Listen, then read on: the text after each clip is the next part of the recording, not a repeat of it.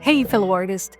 I've been carving up a storm with my laser engraver as I prepare for craft market season here in North Florida. The fancy sound holes I've been carving into cigar boxes for my CBGs has really upped my game as a builder, but every so often something ruins a perfect cut. I'm not talking about the troubleshooting I had to do recently with my laser engraver, but I'm talking about one little component that has turned perfect cuts into nearly perfect cuts, which is frustrating as heck.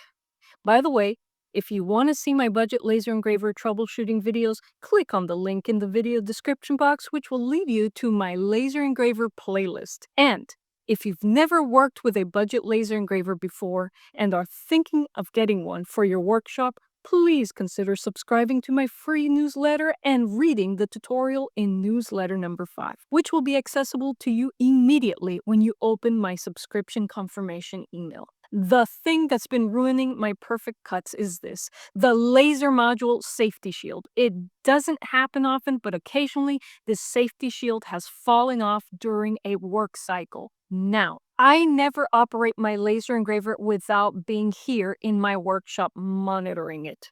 But, of course, I'm here working on other things, and just a few seconds of not noticing the failure can cause misalignment at best and fire at worst. This simple failure can cause a major issue, and this is what I did about it. At first, I was tempted to use my laser engraver without the safety shield, but after doing some research, I decided against it. Operating the engraver without a shield can cause eye damage even if you're wearing safety goggles. Your goggles were designed to work in conjunction with the shield. The shield also protects you from sparks. I've cut a lot of cigar boxes, and yes, sparks are an issue. The shield helps to contain dust and fumes, and if you're running a fan in your workspace that's pushing air away from you, those fumes get rerouted and you don't breathe them in. The solution to my problem was to mechanically secure the shield onto the laser module. To do this, I carefully drilled 4 small screws onto the 4 corners of my safety shield,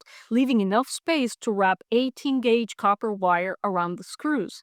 That is what I'm going to use to secure the safety shield onto my laser module. The top of the laser module has a clear plastic plate to protect its electronics.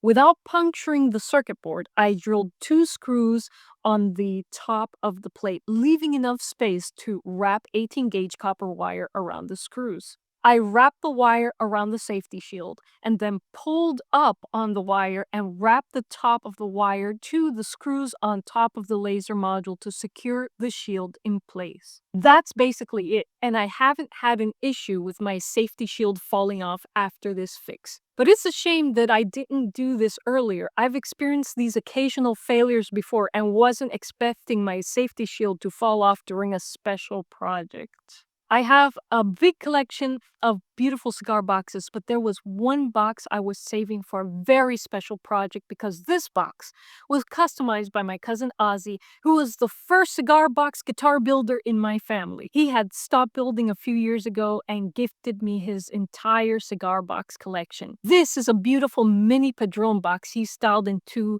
an antique-looking American flag box. And I was saving this box for a special build. This is to become my next leg fiddle. I even created a new laser cutting F-hole template for this box. I like the Stradivarius F-holes I've been using, but I felt like this box needed F-holes that were more Americana in style. I selected these beautiful sound holes for this project, created my cutting template for laser gerbil, carefully aligned my box under the laser engraver's workspace, and then let it rip. This was destined to be a perfect cut.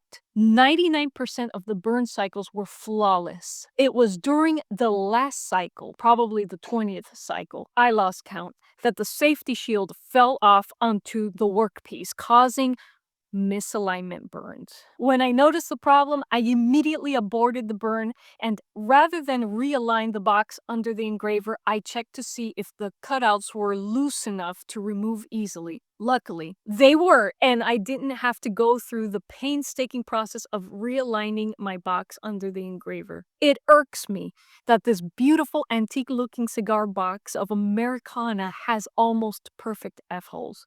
But, lesson learned, this little fix will prevent this from happening again. Hope you're having a great day working on craft market builds. I look forward to giving you a tour of my inventory in the near future, so stay tuned. Thanks for watching, and I'll see you in the next video. Chaito.